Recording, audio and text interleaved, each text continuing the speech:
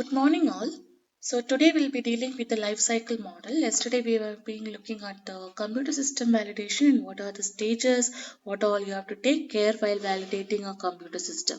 And today we'll be looking at the life cycle model, which is associated with the development of the computer system, right? So now what is so this life cycle model is also called, so many books or many places you would have seen, like it is termed as software development life cycle. So life cycle, for everything you have a life cycle, right? So starting from the preliminary stage to the final stage, there is a life cycle. So this model is named on basis of that. That is, everything will have a initiation stage to the termination stage. Similarly, software development also has similar things, like from the initiation to the termination. So that is why this is being named as a life cycle model. So Sdlc stands for Software Development Life Cycle. So it is a conceptual model used in project management that describes the stages involved in an information system development of the project. So the stages that is being involved in the development of the software is called as a software development life cycle. And it starts here with the design, right? First is your requirement, that is the customer is placing a requirement and it is being analyzed, that is whether it is feasible. Then it is designed based on that, implemented, tested, and evolution. So this is your complete life cycle of the software development. So based on that, you will be designing the software. So what is the recognition of the need is like, once the person keeps a requirement in front of us, you should analyze based on the environmental basis or organization basis that whether it is feasible to carry out this study or this development. So that is your requirement analysis. And once you do that, that is your requirement analysis is being done, then you will have to generate some ideas based upon to advance the technology. That is, once he keeps the need, now you are analyzing whether you can, in case if you want to modify that plan also, you can modify and tell the people that this is what is feasible for us to do. So that is the recognition of need, and feasibility study will be done the next stage once you recognize what is the need of a customer. So what is that feasibility study is based upon the economic benefit, that is your cost benefit analysis, whether when I do this software, whether it will impact my economy. So that is the economical analysis that will be done. Technical analysis, technically whether it is feasible, whatever the person has asked. Behavior, so yesterday we have seen that when a person is asking a software, he will ask some options like, I need a different user login, I may need a cut copy option, I may need a networking there where I have to transport the data from one system to another, and I need an analysis, a better analysis software with that, so that I have a color coding there and I can analyze that is the graph is smooth or graph is distinct enough for me to analyze. So these all are the technical implications what a person asks. And now when you are looking at it, whether it is feasible for me to do according to whatever the technological need the person has kept in forward. So that is your technological feasibility study. And next will be the behavior study, that is, it will be done how a reaction the user staff is likely to have toward the development of the computer system. That is, whether the person who is going to use it, that is a staff. When you say it is a computer system, the technical person who is going to use is also important there. So it should be more or less the user friendly. So how the staff will use towards this, or what is his impact on that, also should be studied while designing a software. And then when you do the study, there are some steps.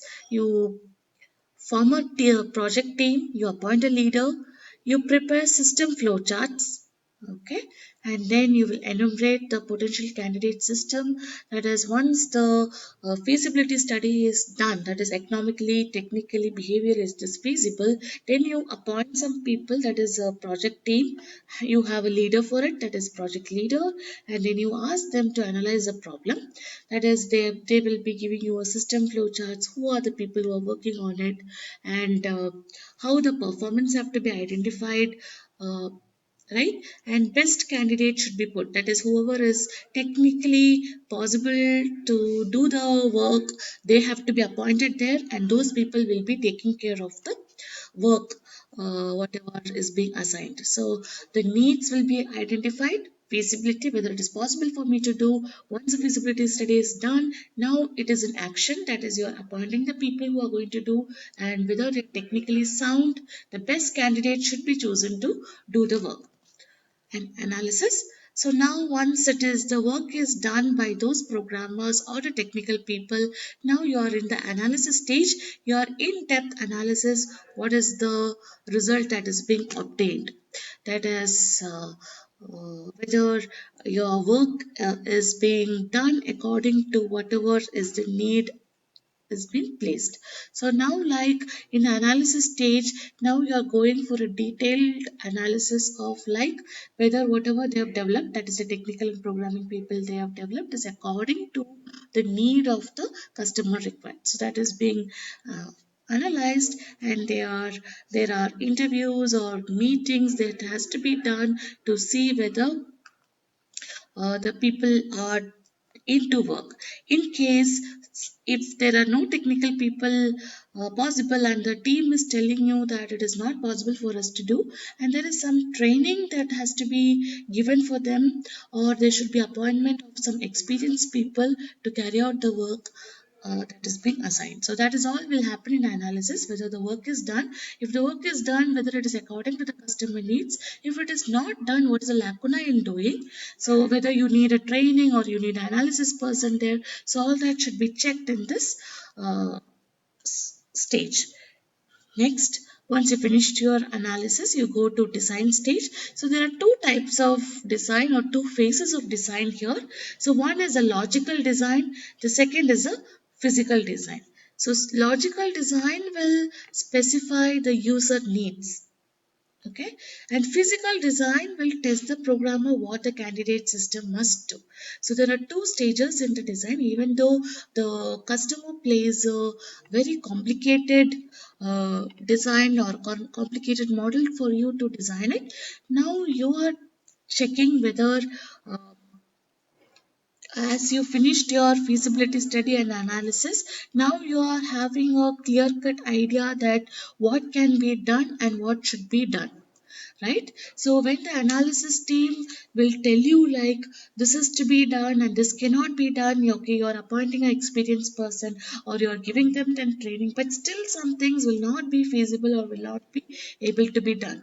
So that is the physical design. So logical design is based upon the user needs, definitely, right? Because that has to be kept in priority. So once the logical design is done, next you will look into the physical design. That is what is feasible. So you have already done the analysis based upon the feasible study, and whatever is being analyzed, you will be telling is this has to be done or this should be done, and there is no extra things that can be done. So that is what the physical design. So two phases here. First, design is whatever the customer keeps in front of you. So once he keeps in front of you, the next stage, that is a physical stage, is that okay, this cannot be possible because of the technical issue. This is what we have analyzed after the feasibility, and this is what you have to do. So that is what is kept in forward with the physical design, right? And now once you are clear that what has to be done and who is going to do, now you are implementing the work, right? So implementing the work, they have three types of implementation. Again, so implementation of the computer system to replace a manual system, implementation of a new computer system to replace an existing one, implementation of a modified application to replace the existing one on the same computer. So this is just into implementation. It is very less creative than the designing phase. And You're looking into the computer system that whether it is whether the specifications are right to carry out the work, right? So in case if the computer system specification or the processor speed, etc., are not matching with the work or the technical assistance you require, then you may need to replace the system. Okay, so you are going to now replace the system, right? In case, right, you want a new system. Okay, whatever is present there is not going to be matching my technical assistance what I require, then you have to replace with the new one. In case, right, you need a modification of the existing one, that also can be done. So you are doing a modification of the existing system, and then you are implementing, and then there can be parallel runs that is being possible. So in this new system runs with old system, which provides assurance and even helps user staff gain experience. So parallel runs are also possible in the implementation, that is the old system information is also stored, and you can even that is similar to like having different logins and different people are working on it. So implementation is into action. So when it is into action, you are just checking the configuration of the system whether it is matching the technical assistance. In case if it is not matching, these things can be done, that is you replace or you modify the existing system or you buy or purchase a new one. So that is the three types of implementation what they will usually do in a system. Post implementation, that is your implementation is now over, that is your coding programming is done, it is over. And post implementation, you have to check whether your implementation are in place, that is whether whatever you have implemented are working or not, that is will be checked in your post implementation. So now here what you are looking forward is that you are checking the effectiveness of the system and what are the objectives that are used or whatever is designed to, and does this support the user as required in an effective and efficient manner. And review should assess how successful the system is in terms of functionality, performance, and cost versus benefit. So you have, in case if your system is not meeting the technical, you have changed.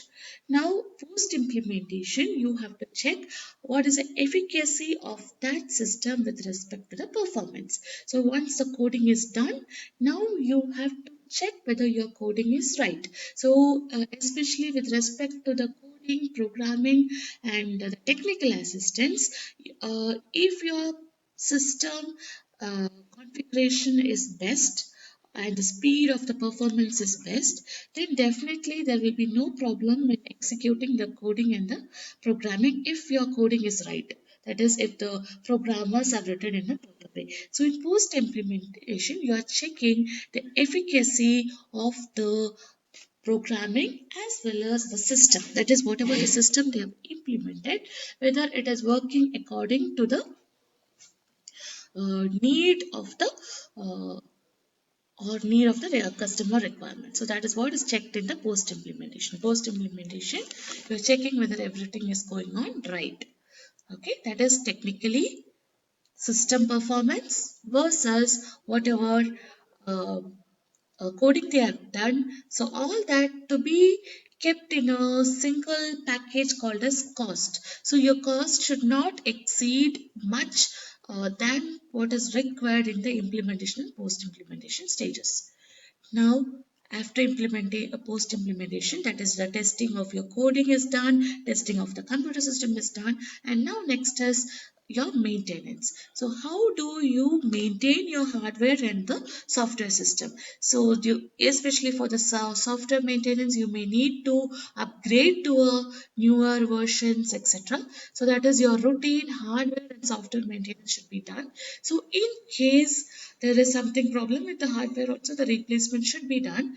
And in case the staff is not experienced enough to work on those hardware system and the software, you have to provide them the training, because the staff who is working on the system is very important. In case if he doesn't know how to use the software or the system, then it may lead to the failure of the program. So that is why your training continues, because whoever is going to use on the system should be well versed with the hardware as well as the software. Okay, so there should be more emphasis is done in maintenance. So you have done feasibility analysis, right? Feasibility study is done, analysis whether I can do the work, where you have simplified in the design that this is what you have to do. You have appointed people, that is in the implement in stage that you have started with the coding, programming, and the hardware maintenance. And then in the post implementation, what you have done is you have checked whether everything is going on right, and now everything is right. And when it is working on right, how to maintain. That is, if it is a software, what is the maintenance I have to do? It may be with respect to the virus-free software, or with respect to upgrades that is possible, and just regarding the hardware also components, you have to look for the maintenance of the hardware components. And whatever the whoever is the staff who is working, if they are not well versed with the usage of the software and hardware, train them. So that is what is done in the maintenance. And then your uh, uh, problem definition starts. So problem definition starts when after you have sent your software to the domain. So software in pharma sector, where do we need is in the analysis part. Mostly, most of the pharma sector will be automated. So you require all the softwares here. Now you have sold after designing the software, implementing, post implementation. Yes, you have now sold your software to the pharma company. So now your problem starts from there, right? Sometimes when they integrate with the system, there may be breaking down that is happening, okay, or there may be malfunctioning of the hardware components of the software components. So whatever it is, right? Success of your organization depends upon how you rectify this problem. That is, problem is the breaking down. So breaking down as defines to the breaking down of the hardware components of the software components.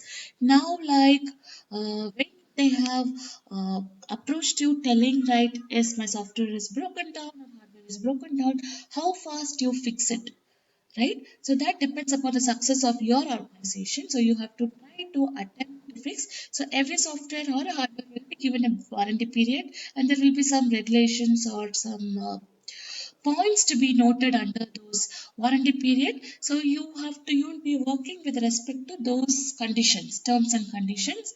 And in case if there is a amount that has to be included for those fixing up of those problems, that also has to be done during the stage. That is, once it is being in the customer's hand, there may be breaking down or some analysis or some problem that is being defined by them. So you have to fix those problems, and you have to gather the information also. So how many customers are placing in the complaint, right? And how best you are detailing the complaint, and you have to store it so that in further if there is a problem from your side, that is in the maintenance or so, now you have to minimize those complaints.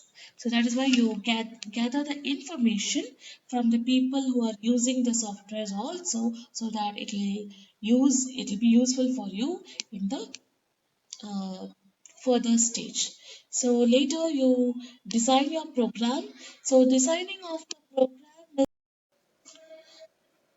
is operations that are described in detail, including screen layouts, business rules, process diagrams, and other documentation. So in short, program design is that, so you have got some complaints from the customer, and you have fixed the problems, and you have also gathered the information, okay, what are the lacunas, and further, right, see, no, none of the company people will be happy in servicing the products again and again once it is being sold to the customers. But it's their duty to do, and hence they do it, but they will not be happy in doing that. So once you collect the information, so if any rectification to be done from the organization side, that is wherever the software is being developed, from there if you want some modification to be done, so from the data whatever you have collected in this, right? They've defined your program and you've gathered the data, and now you want to little modify your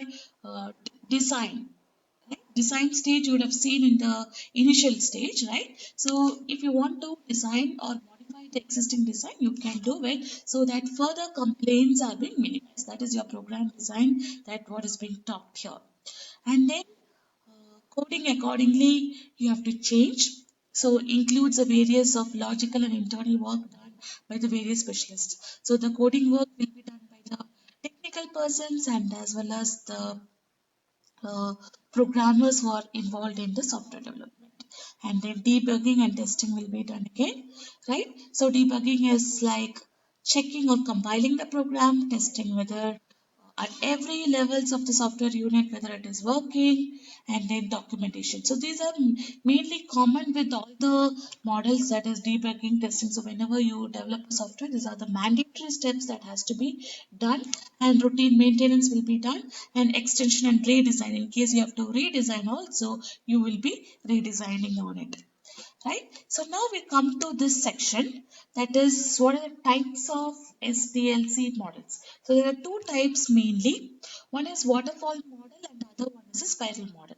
So waterfall model we have briefly seen during the uh, what V model, right? So this is published model of SDLC and spiral model. So what are the problems of the V model? If you remember, it is in a V shape, right? One side it will be the based on deciding based on the customer requirement. Other side will be definitely the testing side and the validation side. That is what we seen in the V model, right? So V model, the major drawback, if you remember from the V model, it is the prototyping problem, right? There is no prototype developed. So what is prototype? Is a miniature of the complete software what you have developed, right? Miniature model. So now like there are two types of models that are developed, the waterfall and the spiral model. And the waterfall model will be published, right? Was first published as a model of SDLC. It's a linear sequential model. So, linear sequential model and waterfall approach does not define the process to go back to the previous phase to handle the changes in requirement. Okay, so that is a drawback of it. So the waterfall model will be like this: requirements to analysis, analysis to design, design to coding, the coding to testing, testing to acceptance. Okay, it is only one direction. This extra arrow mark is I'll tell you later, right? So waterfall model is in this stage alone. It is only unidirectional. It is one directional flow. Okay, right? So once the requirements is known, you go to the analysis. So once the analysis is complete, you go to design state. Design is full. You go to coding. Coding is complete. You go to testing. Testing is complete. Your acceptance. You go to acceptance. So it is like tags that is kept in sequence, and once this is filled you go here, then once this is full you the water will flow from here. So that is why it is called as a waterfall model, and the flowing of the water will be complete or it will be stopped once this acceptance tank is full, right? Once this tank is full, there is no need of the water to fall from here to here. Even if it falls, it is not going to impact it. So once this acceptance is complete, that is, it is accepted by the customer, rest all stages will be done, right?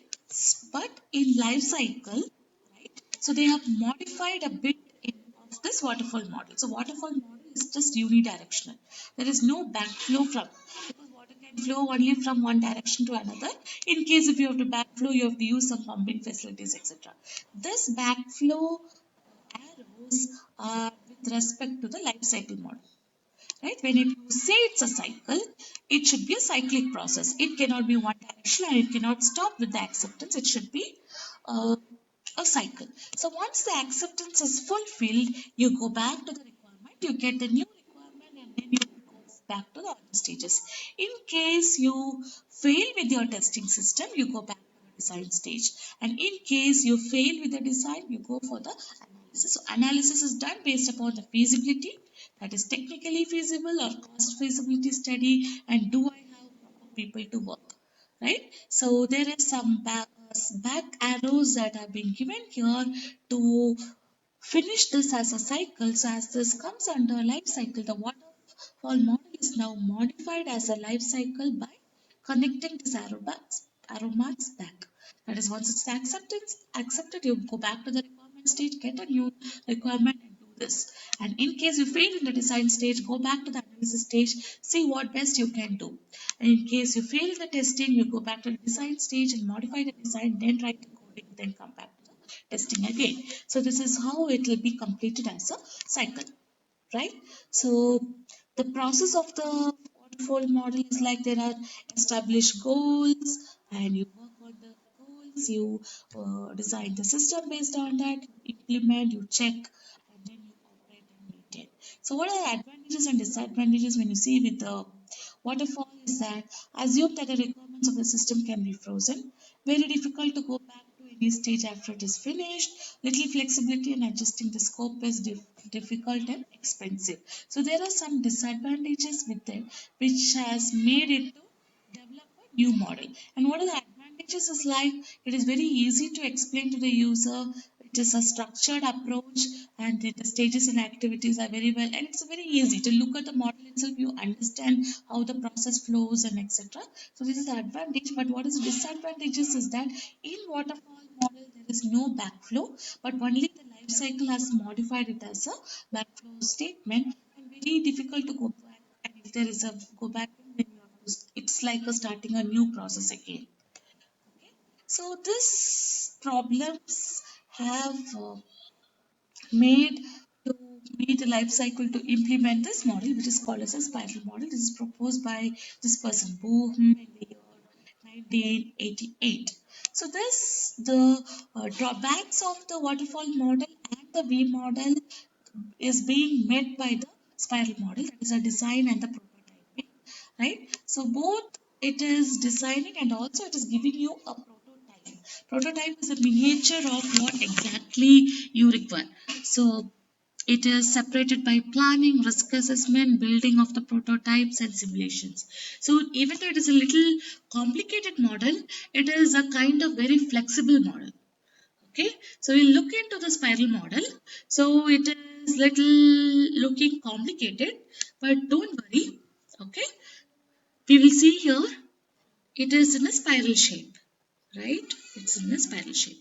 Now, here is a place where your objectives are defined. So objectives are defined based upon the requirement of the customers. Fine. The spiral is nothing is written in the spiral, right? There is nothing here. So once objective is defined, okay, you push to the next stage. That is the evaluation, alternative identification, and resolving of the risk. Okay. So now once your objective is defined, what is the next stage you have to do? You have to do a feasibility study, you have to do an analysis, and you have to go for the design. Right? So that is your evaluation. What are the alternatives possible in case if it is not technically feasible? Whatever the complex design given by the customer, you have to make it a little, you can modify it to a little extent so that what is done is like when you modify it, uh, you will make it a little feasible for your team to work on it. But here you can see in the spiral, some things are written, right? So what are being written is that your spiral is divided into two parts here, right? So one is your prototype and the risk analysis. The main benefit of the spiral model here is, which is no other model has evolved as the risk analysis. See your risk analysis. Every step here, when you're finding whether it is technically feasible, whether your team can work, or whether you're assessing the cost involved, you are everywhere looking at the risks that are being involved. Okay, and then you're developing a prototype based upon the evaluation. Okay, if this is what I can do with my team, this is how your prototype look. So your prototype is a miniature of the design. So you are just giving a rough idea to the customer. This is how it will look at the end. Okay, okay, modifying your design in this format, so your software will look, and this is the features it will have. So every stage there is a prototype which will be highly convincing for anybody to look at the prototype. Okay, risk analysis is done, plus the prototyping is also done here. So once you evaluate it based upon that, you push to the next sector. You have analyzed the risk. So risk analysis techniques anyway we will look in detail in the next portion. So there are a lot of things like how you analyze the risk, etc. So just for now you can say it is being risk are being analyzed properly. So that you are not taking any risk and there is less possibility of your model to fail. So once you do it, evaluate, you push to the next stage, that is you're developing, verifying the next level product. Now you're verifying it. Okay, prototype is generated, your software is done, your programming is done, your coding is done, and now you can see that you have to see that your whatever that developing of the product or and verification is done. So how it is done, see the spiral here, right? So there is a concept of operation, software requirement, uh, this is software requirement, this is requirement validation, design and validation verification, software product design, detailed design, coding, unit test, integration test, acceptance test, implementation. So the spiral model is highly convincing model which is already almost engulfing or encapsulating all the things in a particular requirement. Let us see first is whatever the concept of operation is evolved, right? And whatever the software requirements is placed, and your software requirements is being checked along with the validation. Okay, so once this validation is done, then the design validation, software product design is done, and then the model is generated. Now, whatever software you develop should be in acceptance with the SOPs, protocols, and all the FDA requirement and whatever the regulations they are keeping. So here in the developing stage itself, that is the software developing stages itself, they are keeping all these things in mind, because your success product, if you have to stand in your market and if your customer has to buy your product, your software has to be definitely validated. So when it is validated, it has some norms, regulation, etc. So what we saw in the previous class, that is how they validate for the installation, operation, etc. So keeping all that in mind, they are designing the software. So there is no wastage of time. Okay, maybe this may take some time. Okay, this design stager, and say in the spiral itself, it is not equally distributed. You can see here evaluation is also little bigger spiral, and it is this developing is bigger than the evaluation. That is because evaluation you have done along with the risk analysis, which will take time, but still it is safe. Whatever you are generated, you can tell it is mostly success, right? And here this also will take time because you are keeping anyway your product has to be validated. So you are keeping in mind all the requirement of the validation, and you are designing based on that. So there is very less chances for your product to fail in validation. So it will be mostly 95 or 99 percentage above that your product will be validated. So you're keeping all that in mind, and then you are writing the coding with respect to all the validation and all that. Your team is ready with the code. You are doing the unit testing. That is the individual people whoever are they are doing. They are compiling the coding, integration, clubbing all the coding unit, and then you are integratingly. You again you are checking it. Acceptance is that, okay, whether it is accepted with respect to all this, right? And then you are implementing. So when you are fulfill this, it is with respect to the required benchmark you have done. And the last phase is coming here, that is final phase. Okay, so once when your software product is out of this line, right, you come to this phase, that is a planning the next phases. Here you see that, right, you are selling your, so when all the testing is done, you are selling the product to the customer, and when the customer is uh, using it, there will be very less complaints from the customer. Okay, very less servicing required, and then you can just finish your product, review your product, and you can look like how the performance of the product is, and you can collect the review from the customers, right? So all the development will be done, and then you are ready for getting the next objective from the customer. This is your spiral model. So models are just imaginary things that are being kept in forward. Only the stages are important here. You can see that more of risk analysis done and more of validation and the regulations are kept in mind while designing so that your product is success, and then you're integrating and you're selling to the person, and then you are now ready to get a new objective from the customer requirement. Okay, so the spiral model, right? Projects are defined, evaluation is done based upon the risk analysis, and planning the next phases is based upon the decision whatever they made. So what decision they take here is that mostly your product is success and it is being sold here. So that is a decision what they will take here, and then you can go for the new objectives that has to be maintained. So what are the advantages and disadvantages if you keep for the spiral model?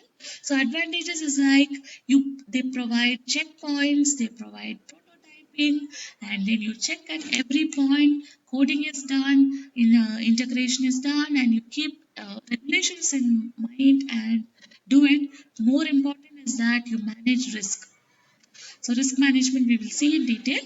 Anyway, here they do risk analysis in detail and they manage risk. And what are the disadvantages that,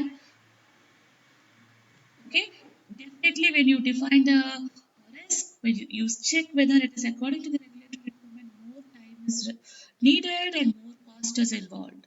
Okay, and special skill people should be there to evaluate the risk. So risk assessment is not so easy. So you require some special people to do that, and assumption should be done. That is, if today, like say for example, like our government is doing a risk analysis for the COVID, right? Similar to that, they will do. So today, this is what is the status of the software. So tomorrow, what will happen? Right? That is based upon risk assessment. Is based upon a lot of hypothetical theories, past reviews, and assumptions. So need special skills to do that, and highly customized limiting reusability should be there. So just like for your software development, you require high technical people, you require limiting reusability. That is, reusability is minimized in the spiral model because once you have done, you are selling it to the customer and that's it, and you cannot reuse any of that because it is according to the norms and regulation. And definitely, there are some other models that are developed out of Sdlc, that is a life cycle model, is all this, but you need not look into that because for us, waterfall model and the spiral model is what you have to learn under the life cycle model, and these are the some other extension of the life cycle model what they have done, right? All this rapid application, extreme programming, etc. So this we need not go in. Everything will have its own advantages and disadvantages. Widely used model is the spiral model, and these are all in addition to the spiral model. This is all the little updation with the spiral model. And this is just for your information to know that apart from these two, there are a lot of other models available also for the development of the software, right? So system, what's a conclusion from today's topic is that life cycle is like you have an initiation phase to the termination phase. Similarly, your software development also has. So, how far you are taking much care in the design phase and implementation phase, so will be your success of your software. So, always, whatever you start, you want it to be successfully completed.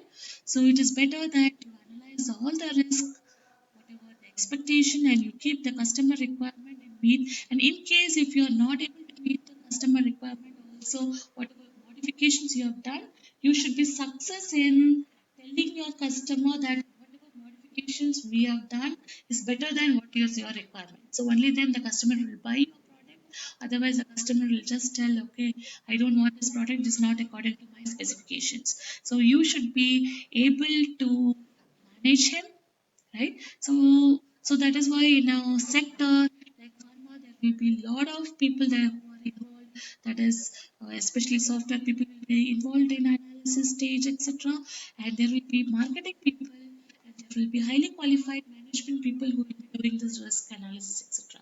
So the take-home message is that if you do your planning and implementation properly and cost estimation is prior, because you cannot make your organization to go in loss, right? So cost estimation is also very important.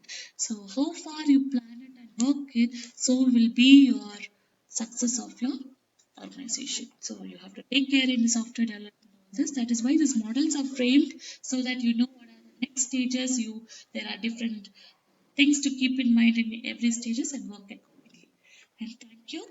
Thank you for listening. Thank you for your time. Any doubts or any clarification you require, you can openly put the comments and you can ask me for clarification if you require. Thank you.